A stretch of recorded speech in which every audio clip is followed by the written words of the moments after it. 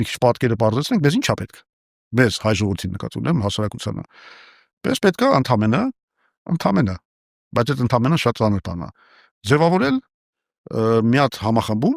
որը ընկալելի կլինի հայ ժողովրդի համար։ Բոլորին միավորելը շատ դժվար բան է, ասեմ ձեզ։ Ավելի ճիշտ ոչ թե դժվար, այլ անհույս եւ անիրագործելի։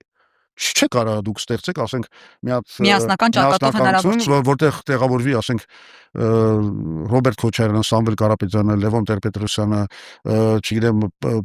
Բևերը, եսիմ ելով կա, տենց Դե գոնե դաշտի հիմնական խաղացողները կարող են իրար հետ լեզու գտնել ու համախմբվել։ Հիմնական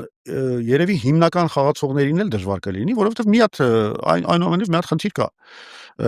Փաշինյանը ինչ ասում։ Փաշինյանը երկու խնդիր ա դնում հանրության համար, որ իր առաքելությունն, այսպես ասած, արդարացնի եւ իր իրավացիությունը ամրապնդի։ Երկու խնդիր, մեկը ասում է, ես եմ բերել խաղաղություն։ Այո։ Եվ ով որ իմ դեմա նա բերելու է պատերազմ, շատ հստակ նա սխեմա է էլի։ Դրված, երկրորդը եթե վերադառնան օրինակի համար Ռոբերտ Քոչարյանը կամ Սերժ Սարգսյանը, դա նշանակում է Թալանի վերադարձ։ Այդ ուժերին ես չեմ ուզում տեսնել, իրականում ինքը հենց այդ ուժերին է ուզում տենալ մյուս պարլամենտում, որովհետև հազար անգամ իրանք են ասել ամենահարմար օպոզիցիան է մեր համար։